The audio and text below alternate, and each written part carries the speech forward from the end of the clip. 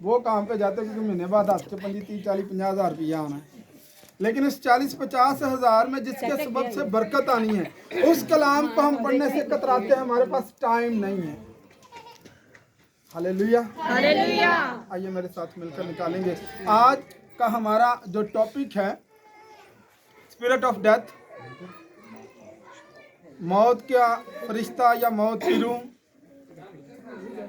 और आज थोड़ा सा हम ज़्यादा नहीं लेकिन थोड़ा सा टच देखेंगे कि मौत का मतलब क्या है, फिर आगे बढ़ेंगे कि आज ख़ानदानों में ये मौत का जो फरिश्ता है वो किस तरह काम कर रहा है, और आज कितने लोग हैं जो मौत के इस फरिश्ते की कैद के अंदर है, उसके ज़ेरे साया अपनी ज़िंदगी गुजारने पर मजबूर हैं क्योंकि समझ नहीं आ रही।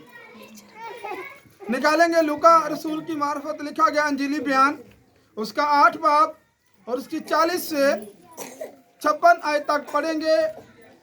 जरा स्पीड वाला जो है ना वो इसको जरा जल्दी से रीड करेगा, जल्दी जल्दी से पढ़िए। जब यीशु वापिस आ रहा था तो लोग उससे खुशी के साथ मिले क्योंकि सब उसकी राह तकते थे। और देखो, याए नाम एक शख्स जो इबादत खाना का सरदार था आया और यीशु के कदमों पर गिरकर उसकी मिन्नत की कि मेरे घर चल, क्योंकि उसकी इकलौती बेटी जो करीबन 12 बरस की थी मरने को थी।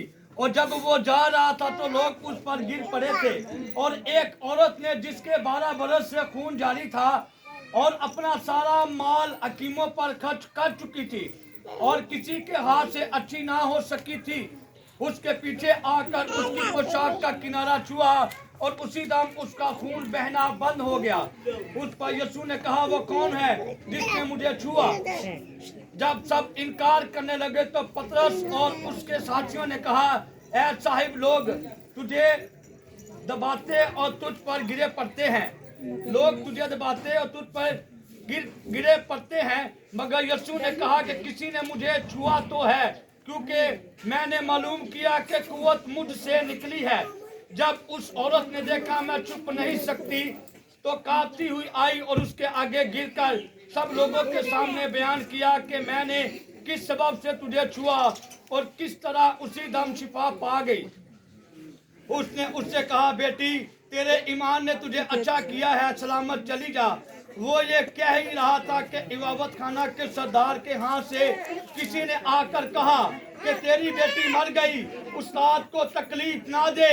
यीशु ने सुनकर उसे जवाब दिया कि खौफ ना कर, फकत एतकाद तक वो बच जाएगी। और वे घर में पहुंचकर पतरस और यूहन्ना और याकूब और लड़की के माँ बाप के सिवा किसी को अपने साथ अंदर ना जाने दिया, और सब उसके लिए रो पीट रहे थे। मगर उसने कहा, मातम ना करो, वो मरी नहीं बल्कि सोती है। वो उस पर हंसने लगे क्योंकि जानते थे कि वो मर गई है। मगर उसने उसका हाथ पकड़ा और पुकार कर कहा, ऐ लड़की उठ। उसकी रूह फिर आई और वो उसी दम उठी।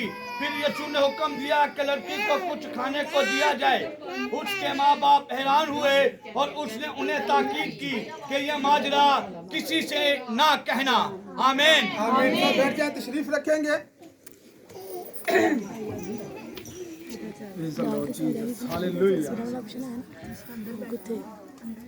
कितने लोग हैं जो बाइबल पढ़ सकते हैं? जो बाइबल पढ़ सकते हैं वो अपना हाथ रखें। कलीसिया में बैठे हुए कितने लोग जो बाइबल पढ़ सकते हैं?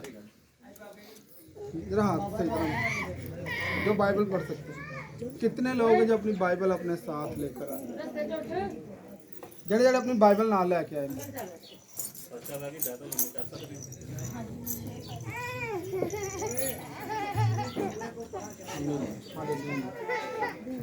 पढ़ने वाले हाथ इतने ज़्यादा निकले और बाइबल चंद लोगों के पास, खुदा का ये कलाम मुकद्दस चंद लोगों के पास। हम शिफा चाहते हैं। हम क्या चाहते हैं? हम बरकत चाहते हैं, हम रहाई चाहते हैं, हम मखलिसी चाहते हैं, हम छुटकारा चाहते हैं, और हम उसको नहीं अपनाते हैं जो ये सब कुछ दे सकता है। खुदा का कलाम लिखा है कि कलाम मुजस्सम हुआ, यीशु मसीह खुदा का कलमा। हम उसे अपनाने से कतराते हैं, डरते हैं और सोचते हैं कि हमारे पास इतना टाइम नहीं है, हम क्या करें। और बड़ी जल्दी जल्दी से चंद एक बातें पढ़ते हैं, फिर आगे बढ़ जाते हैं। इस कहानी के अंदर जो पैसेज अभी आपके सामने पढ़ा गया है, इसके अंदर 3 कैरेक्टर हैं। पहला यायर, दूसरा उसका कुंबा, और तीसरा वो शख्स जो उसे आकर गवाही देता, उसे आकर यह पैगाम देता है कि तेरी बेटी मर गई है, उस्ताद को तकलीफ ना दे। बाइबल मुकद्दस के अंदर लिखा है, सबसे पहले जरा मौत पर थोड़ी देर के लिए गौर करेंगे। खुदा ने जब आदम और हवा को बनाया और उनको उस दरख्त का फल खाने से मना किया, तो खुदा ने क्या कहा कि जिस रोज तुम इसे खाओगे तुम मर जाओगे। क्या आदम वो फल खाते ही मर गया? उसकी उम्र कितनी हुई? 930 साल उसकी उम्र हुई। वो 930 साल तक जीता रहा। लेकिन हुआ क्या उस दिन? दर हकीकत ऑन द स्पॉट, उस पॉइंट पर हुआ क्या? उसने मौत का सामना किया। मौत का मतलब है जुदाई। मौत का मतलब क्या है? जुदाई। मौत क्या करती है? जुदाई को पैदा करती है। जब कोई शख्स हमारा प्यारा मर जाता है तो हमसे क्या होता है? जुदा हो जाता है, वो दोबारा हमें नजर नहीं आता है। और बाइबल मुकद्दस में क्या लिखा? यीशु ने कहा, बेदीनी के भर जाने के सबब से बथेरों की मोहब्बत ठंडी पड़ जाएगी। और यह मौत काम कैसे करती है? बेदीनी इस मौत के स्पिरिट को, इस मौत के फरिश्ता को काम करने देती है। ये जो स्पिरिट है, जो मौत की स्पिरिट है, ये कुंभों के अंदर, घरानों के अंदर काम करती है। और पैदा किस चीज को करती है? जुदाई को। किसे पैदा करती है? और आज देखिए, बेटा बाप के साथ मुत्तफिक नहीं हो रहा, भाई भाई से मुत्तफिक नहीं हो रहा, बहनें बहनों से मुत्तफिक नहीं हो रहे, बहन भाइयों में जुदाई है, सास और बहू में जुदाई है, घरानों के अंदर लड़ाई झगड़ा है, अफरा तफरी है। और ये कौन पैदा कर रहा है? जुदाई कौन पैदा कर रहा है? ये वो मौत का फरिश्ता है, ये वो स्पिरिट है जो घरानों को तबाह कर रही है। ये वो स्पिरिट है जो बीमारी पैदा कर रही है। जब बेदीनी बढ़ती है, बेदीनी आदम और हवा के अंदर आई, इसको इंग्लिश में अनगॉडलीनेस कहते हैं, बेदीनी। और जब उनके अंदर बेदीनी आए तो वो खुदा से जुदा हो गए, वो रूहानी तौर पर मर गए। और जब वो रूहानी तौर पर मरे तो सबसे पहले जो मर्ज लगा वो मर्ज गुनाह का लगा उनको। फिर उस गुनाह के मर्ज के सबब से मौत आई, और फिर उस गुनाह से और बीमारियों ने जन्म लेना शुरू किया, और बीमारियां उनके अंदर आना शुरू हो गई। और सबसे पहली जो रूह उनके अंदर जिसने काम किया वो जुदाई थी। सबसे पहले खुदा के साथ जुदाई हुई। बेदीनी के बढ़ जाने से भाइयों की मोहब्बत ठंडी पड़ गई। कायन और हाबिल, क्या हुआ? भाई ने भाई को कत्ल कर दिया। वजह क्या बनी? वजह बनी ये मौत, वजह बनी बेदीनी। और आज जब हमारी जिंदगियों के अंदर बेदीनी आ जाती है, कुंभों के अंदर बेदीनी आती है, तो हम क्या करते हैं? हम इस मौत का शिकार होना शुरू हो जाते हैं, हम नाउमीदी का शिकार हो जाते हैं। लेकिन पैदाइश की किताब के अंदर बागे अदन में खुदा ने आदम और हवा को, जब वो नाउमीदी का शिकार हो गए, उनको बागे अदन से निकाल दिया गया, उनको खुदा की हजूरी से निकाल दिया गया, तो खुदा ने उन्हें एक उम्मीद दिलाई। उम्मीद क्या थी? खुदा ने कहा शाम से कि मैं तेरी नस्ल और औरत की नस्ल के दरमियान क्या करूंगा? अदावत डालूंगा। वो तेरे सर को कुचलेगा, वो तेरे सर को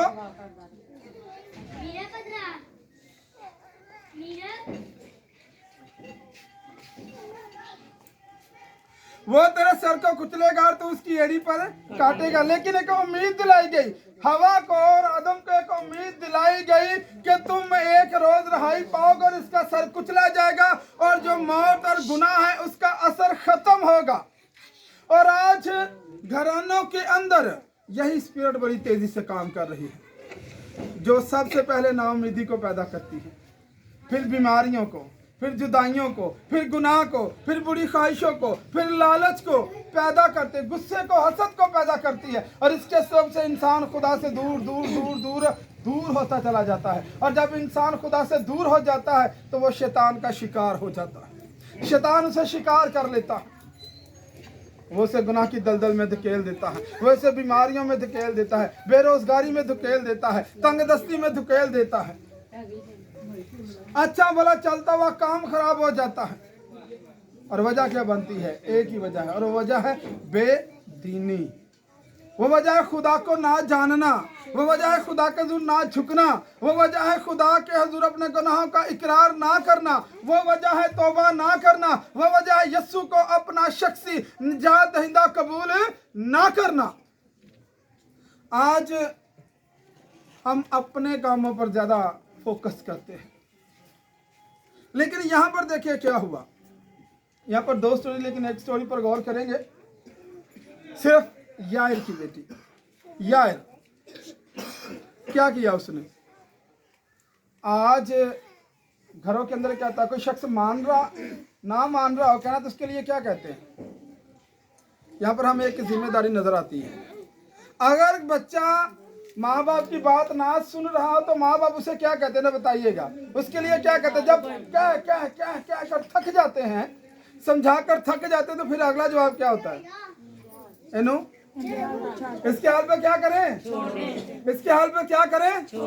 लेकिन यहाँ पर क्या हो रहा है? बेटी बीमार है, बेटी मर के बिस्तरे मर्ग पर है, वो मरने के करीब है, लेकिन यहाँ पर एक बाप नजर आ रहा है, एक बाप की जिम्मेदारी नजर आ रही है, एक बाप का ईमान नजर आ रहा है, एक बाप का खुदा पर भरोसा नजर आ रहा है। यार जो हैकल के अंदर सरदार था, एक खिदमत गुजार था, खिदमत करने वाला शख्स था, लेकिन उसने सुना, खुदावंद यस्सु की शोहरत को सुना, और उसने शोहरत को सुनकर वह यस्सु के पास आया अपनी औलाद के लिए, अपनी बेटी के लिए। हो सकता है कीमों ने कह दिया हो कि बस इसकी खिदमत करो, हो सकता है डॉक्टर ने कह दिया हो कि इसका मर्द लाइलाज है, अब इसकी खिदमत करो और बस इंतजार करो कि कब खुदा इसे अपने पास बुला ले।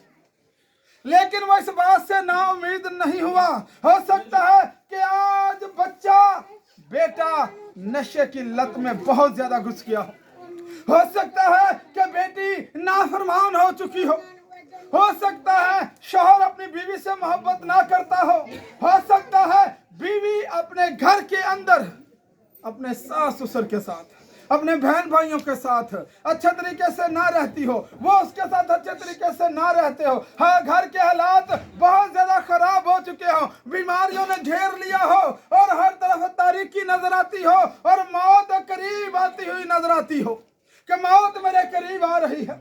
हो सकता है कि दिल के अंदर यह बात आती हो कि इस जिंदगी से मर जाना बेहतर है, ऐसी जिंदगी से तो मैं मर जाऊं तो ये मेरे लिए अच्छा है, ये मेरे लिए बाइसे बरकत है, ये मेरे लिए फायदा मंद है, सूदेबल है, क्योंकि मैं जिंदगी और इसकी तारीकी और इसकी जुल्मतों से थक चुका हूं। वो थका नहीं, उसने सुना कि यीशु मसीह आया है, उसने सुना कि फलां जगह पर यीशु मसीह है, वो भाग कर गया वहां तक और जाकर यीशु के पास झुका और यीशु को कहने लगा।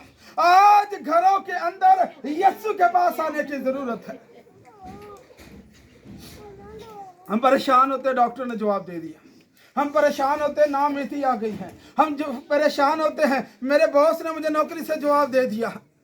लेकिन जब हर तरफ से नाउम्मीदी आ जाए, कोई जवाब ना आता हो, जब परेशानी आती हो, जब हर जगह से मुश्किल और ऐसे जवाब आते हों जो हमारे लिए फायदा मंद नहीं है, जो हमें परेशान करते हैं, तो मेरे अजीजों याद रखें, हमें यीशु के पास आने की जरूरत है, हमें यीशु मसीह के कदमों में आने की जरूरत है, क्योंकि खुदावंद यीशु मसीह नासरी इसीलिए इस दुनिया के अंदर आया।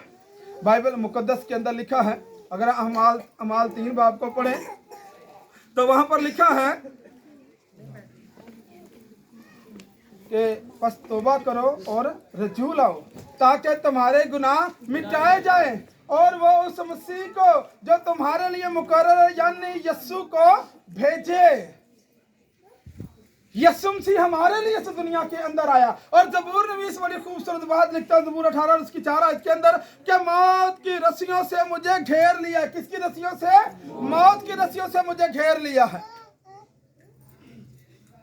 बेदीनी के सलाबों ने मुझे डराया है। बेदीनी के सलाबों ने क्या किया है? मुझे डराया है। हो सकता है डॉक्टर कहे आपको जो मर्ज लगा है ये लाइलाज है। उस 12 बरस की बीमार औरत का मर्ज भी लाइलाज हो चुका था। वो अपनी दौलत लुटा चुकी थी डॉक्टरों पर, हकीमों पर। हो सकता है वो जादूगर के पास भी गई हो कि शायद हो सकता है कि इनके दम करने से, इनके कुछ करने से मैं शिफा पा जाऊं। और बाइबल मुकद्दस में लिखा है कि वो अपना सारा माल लुटा चुकी थी, वो अपना माल खर्च कर चुकी थी। लेकिन जब वो औरत यस्सु मसीह के कदमों में आई, उसने यस्सु मसीह के पोशाक को छुआ तो लिखा कि उसी घड़ी उसका खून बहना बंद हो गया। आज शैतान आपके कानों में कह सकता है, हो सकता है कि मौत की रस्सियों ने बथेरों को घेरा हो सकता है बेदीनी के सलाबों ने डराया हो, लेकिन याद रखे ये मौत का फरिश्ता और यह बेदीनी के सैलाब सिर्फ एक ही शख्स के वसीला से जा सकते हैं और वो शख्स आपका और मेरा खुदावंद यस्सु मसीह नासरी है, जिसके आने से, जिसके छूने से बेदीनी के सैलाब चले जाते हैं। बेदीनी जाती और मौत की जो स्पिरिट है वो काम करना बंद कर देती है। अच्छा, वो शख्स गया उसका बड़े ईमान के साथ और उसने कहा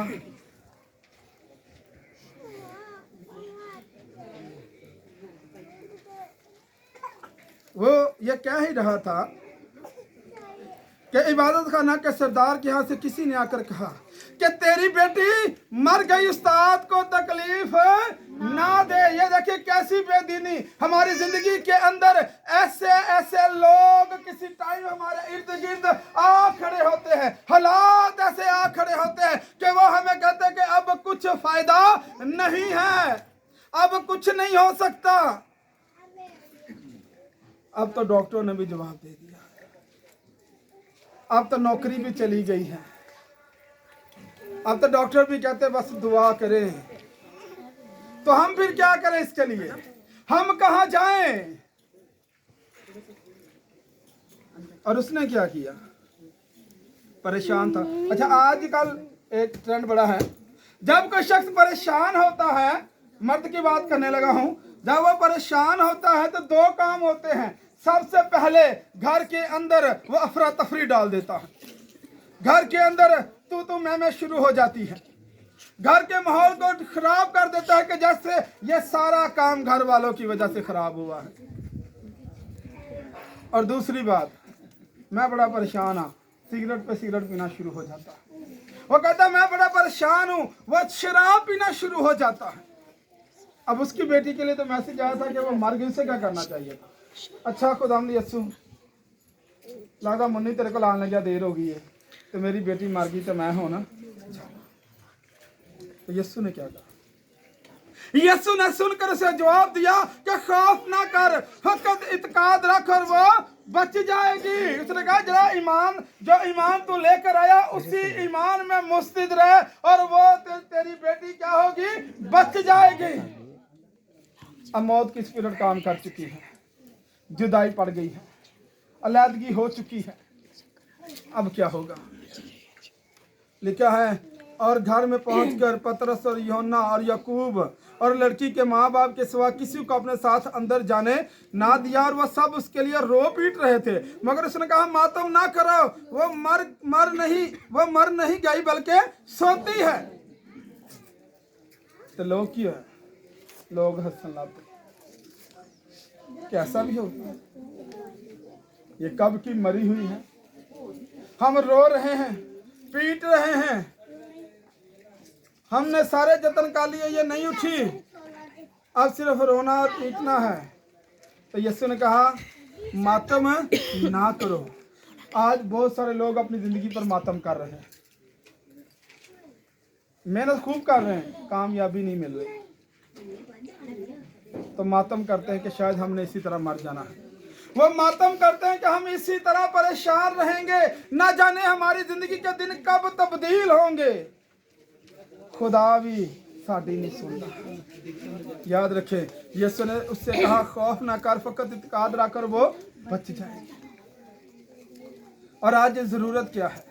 आज जरूरत है खुदा के पास आने की। जब आप खुदा के पास आएंगे तो वो आपसे कलाम करेगा। जब आप खुदा के पास आएंगे तो वो आपको बताएगा कि उसको आपकी कितनी फिक्र है। आप अपनी कदर जानते हैं कि खुदा के नजदीक आपकी कदर क्या है? देखेंगे, यशायाह 40 बाब निकालेंगे, यशायाह 40 बाब निकालेंगे और देखेंगे कि खुदा की नजर में हमारी कदर और कीमत क्या है।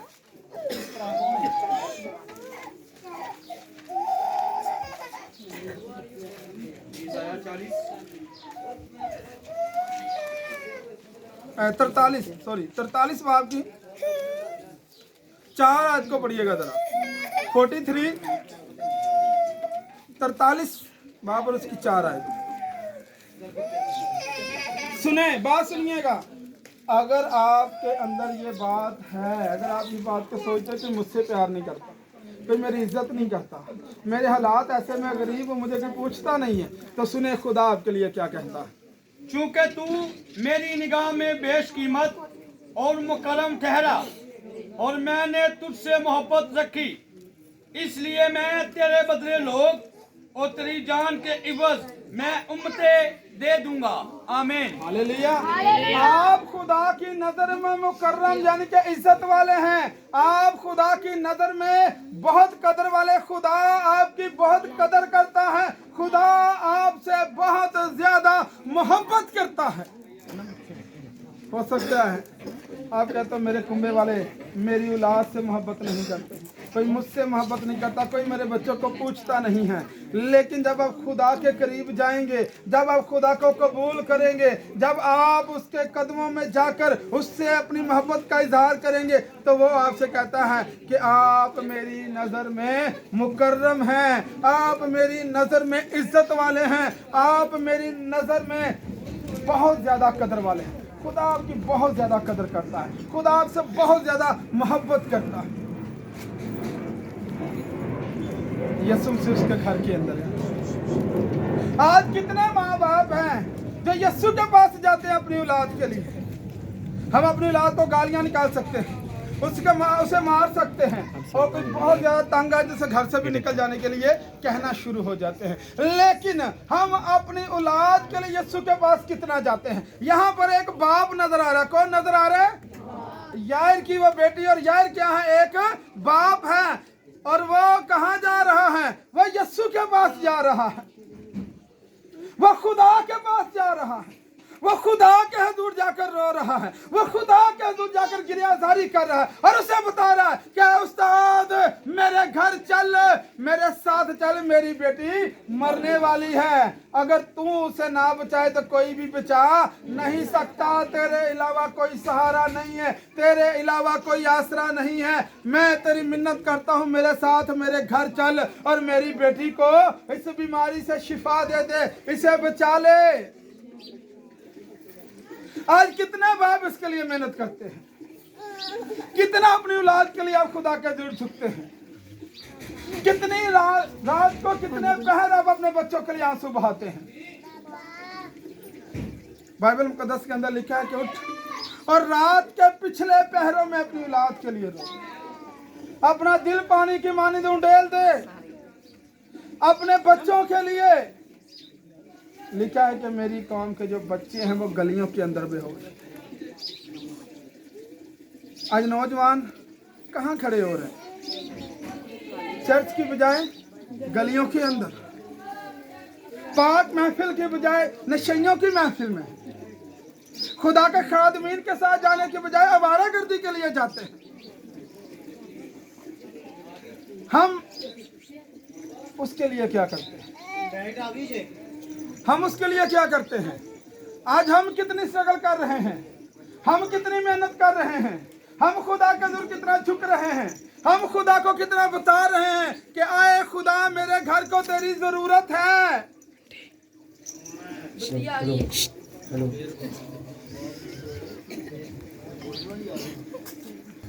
आज हम अपनी औलाद के लिए कितनी स्ट्रगल कर रहे हैं, कितनी मेहनत कर रहे हैं। यहाँ पर एक बाप है जो भीड़ में रश होने के बावजूद खुदा के हुजूर पहुंचा, यीशु के करीब पहुंचा। देखिए रश कितना है।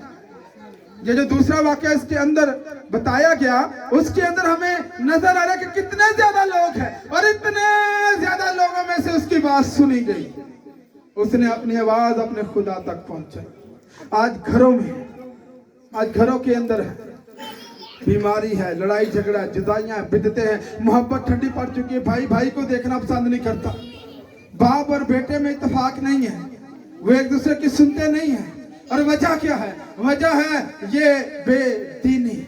और अब ये बेदीनी घरों से जाएगी कैसे? अब ये बेदीनी खत्म कैसे होगी? जिंदगी से नशा खत्म कैसे होगा? जिंदगी से जुदाइयां खत्म कैसे होंगी? जिंदगी से बुराइयां खत्म कैसे होंगी? एक हवाला देखेंगे, निकालिएगा जरा, खरूज 12 बाब,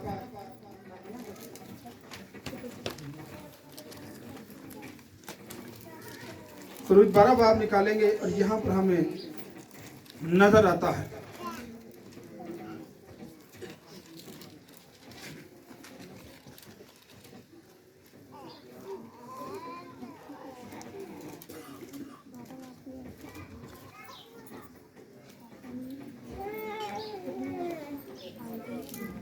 हाँ जी, 7 आयत को पढ़ेंगे जरा।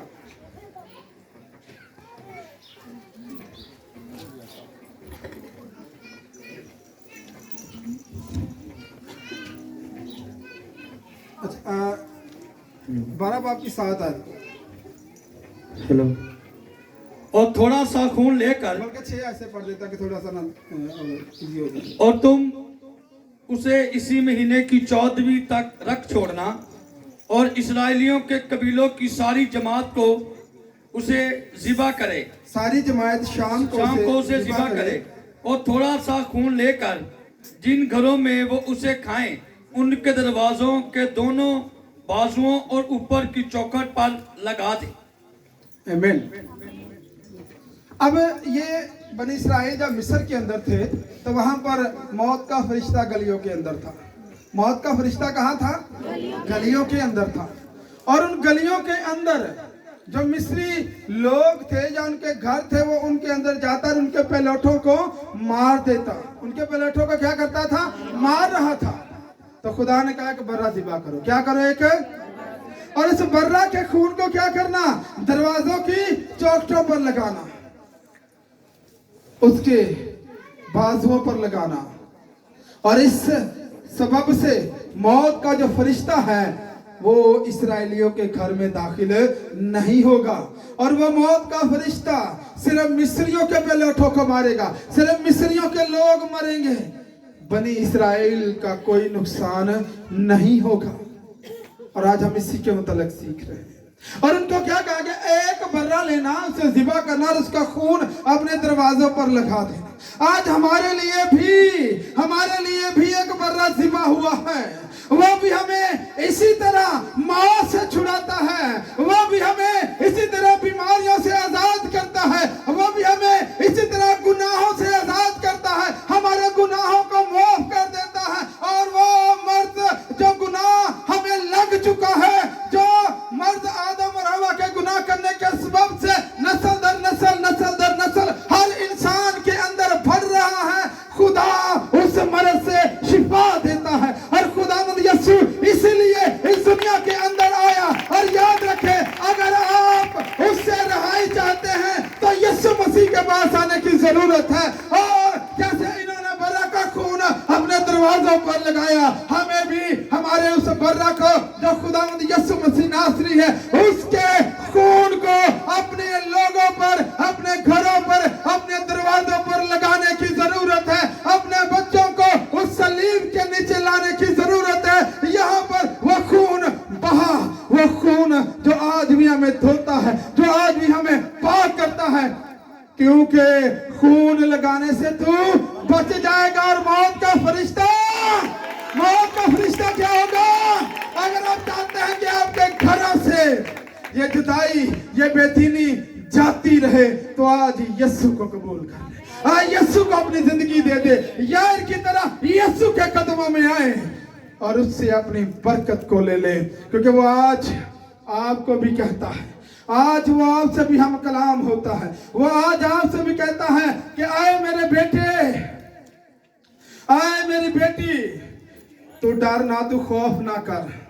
वो आज भी कहता है, वो आज आपकी दुआओं के जवाब में आपसे कहता है कि मेरे बेटे, मेरी बेटी, तू खौफ ना कर, फकत इत्काद रख, तू बच जाएगा, फकत इत्काद रख, तेरा बेटा बच जाएगा, तेरी बीवी बच जाएगी, तेरी नस्ल बच जाएगी, क्योंकि खुदा आपको नस्ल दर नस्ल बरकत देना चाहता है। हालेलुया। खुदा आपकी नस्लों को पाक करना चाहता है, खुदा आपके कुंभों को बरकत देना चाहता है। और आज अगर आप यीशु के पास आएंगे, उसका खून अपने घरों पर लगाएंगे, उसका खून अपने बदनों पर लेंगे, उसका खून अपनी औलाद के लिए लेंगे, तो जुदाई और मौत का जो फरिश्ता है ये घरों से, ये कुंभों से, ये खानदानों से, ये जिंदगियों से जाता रहेगा, नशा जाता रहेगा, बेदीनी जाती रहेगी, तंगदस्ती जाती रहेगी, और उस रुपए पैसे में बरकत आएगी। फिर आप कभी ये ना कहेंगे, फिर नहीं कहेंगे कि पैसा बढ़ाता है लेकिन समझ नहीं आती। फिर पैसा भी आएगा, फिर समझ भी आएगी, अगर आप यीशु के पास आएंगे। हालेलुया। अगर आप किसके पास आएंगे? यीशु के पास आएंगे। खुदा इस कलाम के वसीला से आप सबों को बरकत दे।